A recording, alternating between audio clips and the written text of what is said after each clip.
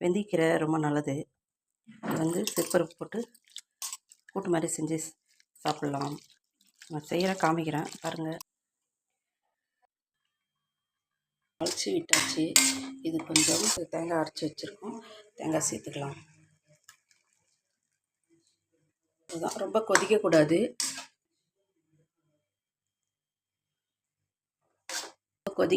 Stove off பண்ணிக்கலாம்.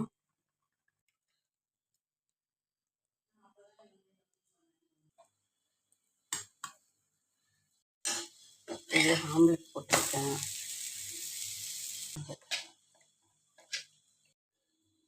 முட்டை